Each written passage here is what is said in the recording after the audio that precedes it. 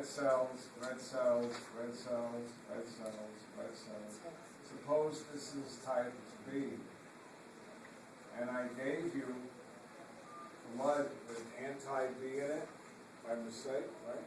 And so I have this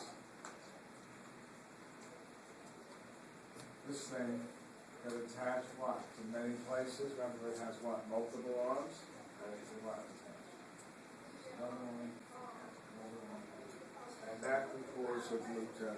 You know when they tested blood and it agglutinated, remember? That little bottle had IG. I'm saving. Can I jump to D? No. Skip B? C is my favorite. IgD is a strange antibody. You know where it is? You know that you have two types of lymphocytes, B and T? IgD covers B lymphocytes. Remember, a lymphocyte has to recognize what? A foreign antigen? How does it attach to the B cell? It attaches to an IgD. So if you're a B cell, that your job is only to react to what? One specific antigen. You are covered with what? Antibodies that only will what? React with that specific antigen. So it's the outer surface of the B lymphocytes. Okay? It also has, and I won't ask it on the test, it has some anti-cancer properties.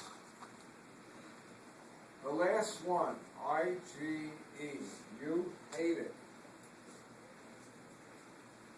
Why the most of you hate IgE?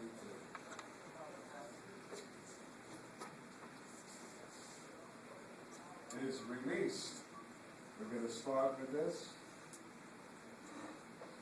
And allergic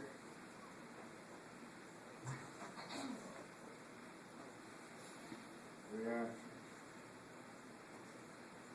And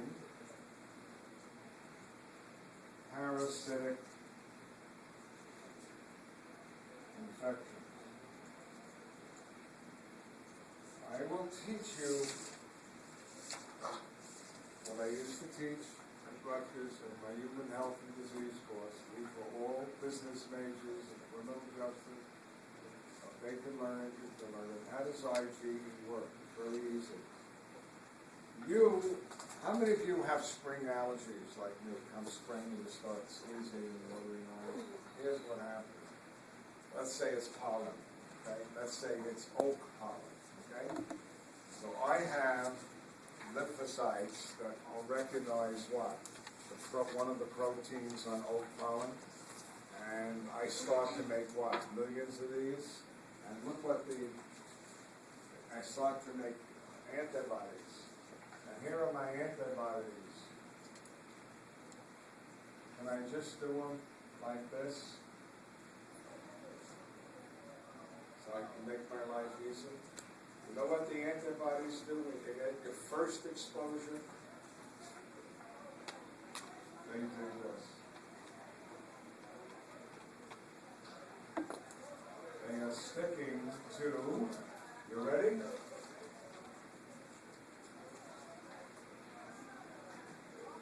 Do you remember mast cells?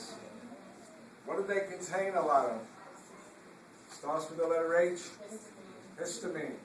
So if this is your first exposure, first 2 days of spring, like me, nothing yet. Then, a day or two later, after we've made 3 days, 4 days later, probably with us 2 days because we have memory, we've made a lot of these antibodies and we go out into the street.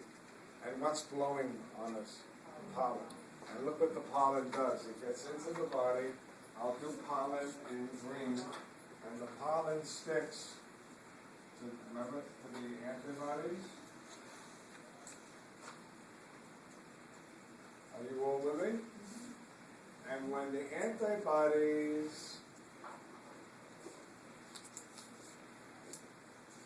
I do this good. See me? When the pollen sticks to me, you know what I do? I change my shape. See what I just did? And when I change my shape, I pull on the cell membrane. And what happens to the mast cell? It rips open. You won't find, let's do it again. First exposure to the what? Allergen.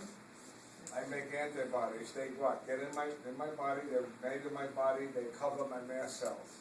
They're all sitting there, saying, "Feed me."